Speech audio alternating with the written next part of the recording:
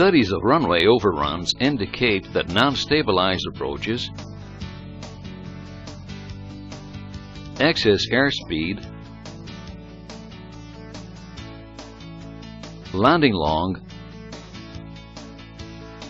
and failure to assess the landing data do increase the risk of overruns.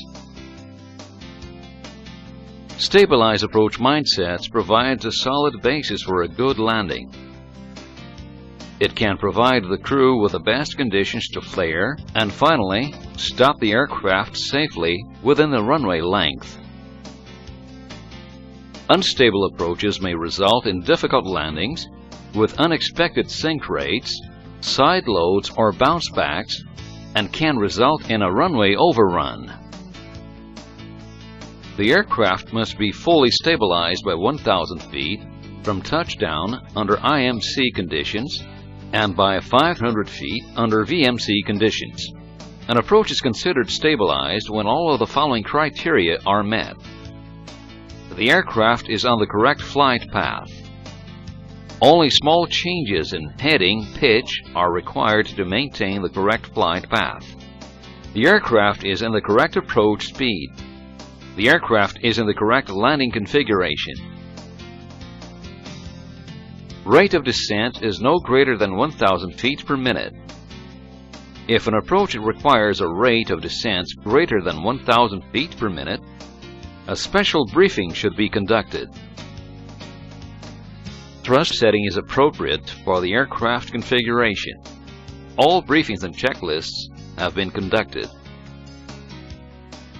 High-speed approaches and/or excess height at the threshold can lead to a hazardous landing. Accurate speed and flight path control provides the optimum conditions for a flare. An airspeed deviation is considered significant if it is 10 knots above the target approach speed. Indicated airspeed may not be less than the reference speed. The target approach speed is equal to VREF plus half steady headwind component plus gust increment. To reproduce the performance established in the AFM, the threshold must be overflown at a height of 50 feet at VREF.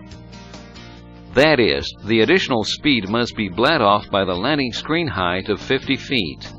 Any additional speed must be accounted for in the runway landing distance required to carry this extra speed with no overrun risks. Otherwise, the flight crews must divert the aircraft to a suitable airport.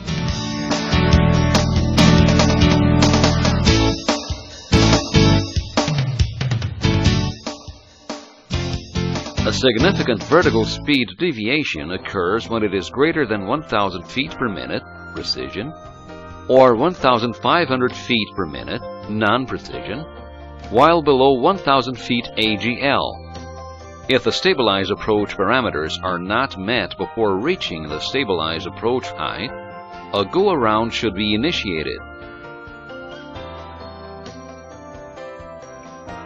The touchdown point is another key for a successful landing. Landing performance data published in the AFM assumes an optimum flight path from 50 feet over the runway threshold to the flare and a firm touchdown. If these conditions are not complied with, or an allowance is not made for the longer touchdown point, calculated landing distance will be exceeded. In reviewing accident statistics, you will find a number of runway overruns where the aircraft did not touch at the proper marks. Bounces, normally a result of unstable approaches or bad flare thrust coordination, will also consume your landing distance. Beware of bounces and apply the appropriate recovery technique. When a severe bounce occurs, initiate a go-around. Do not attempt to continue the landing. An extended flare leads to a long, deep touchdown, lengthening the landing and rollout distances. The accurate speed and flight path control provides the optimum conditions for a good flare. Remember, a safe landing is not always a soft landing. Beware of downhill slopes. They may yield a long touchdown. A 1% downhill slope increases landing distance by 10%.